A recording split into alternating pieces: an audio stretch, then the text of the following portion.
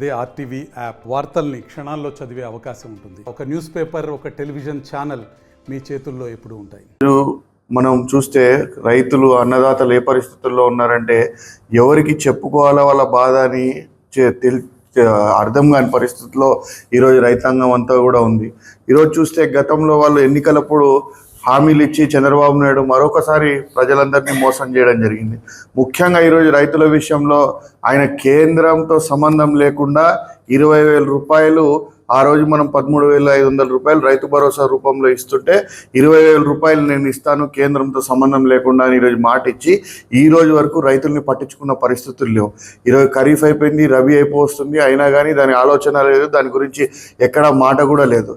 అంతేకాకుండా ఈరోజు రైతులకి గతంలో ఎప్పుడు కూడా మనం కొనుగోలు కేంద్రాలు సీజన్ స్టార్టింగ్లోనే వైఎస్ఆర్సీపీ ప్రభుత్వంలో ఎప్పుడు కూడా కొనుగోలు కేంద్రాలు ఏర్పాటు చేసి మద్దతు ధరకి మనము వాళ్ళు పండించిన పంట ఆఖరి గింజ వరకు కూడా కొనడం జరిగేది.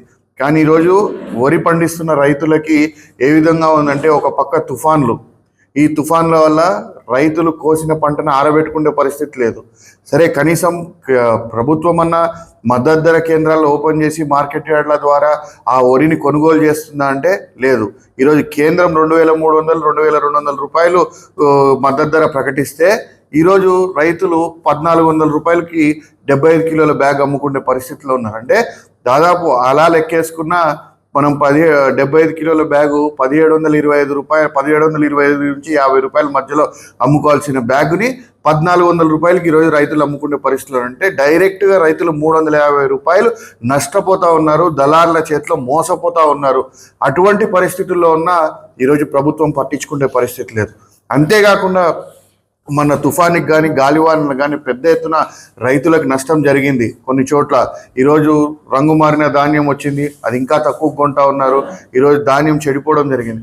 కనీసం అవన్న మద్దతు ధరలు కొనాలా అని చెప్పి ఎక్కడ కూడా ఓపెన్ మద్దతు ధర కేంద్రాలు ఎక్కడ కూడా ఓపెన్ చేయకపోవడమే కాకుండా ఈరోజు గతంలో మనం ఏదైతే ఫ్రీగా వాళ్ళకి క్రాప్ ఇన్సూరెన్స్ మన ప్రభుత్వమే చెల్లించి సంవత్సరం ఏ సీజన్ ఆ సీజన్, రబీలో, ఖరీఫ్లో ఏ సీజన్ ఆ సీజన్ ఇన్పుట్ సబ్సిడీలు కానీ క్రాప్ ఇన్సూరెన్స్ కానీ నేరుగా రైతుల అకౌంట్లో పడేటట్టు మనం ఏర్పాటు చేసింటే ఈరోజు దానికి కూడా దిక్కు లేదు. ఈరోజు రైతులే కట్టుకోవాలా, ఎకరాకి 400 అంటే పంట బట్టి దానికి రేటు డిసైడ్ చేసి పంట బట్టి అది కట్టుకోవాలని చెప్పేసి ఈరోజు నిర్ణయం చేయడం జరిగింది.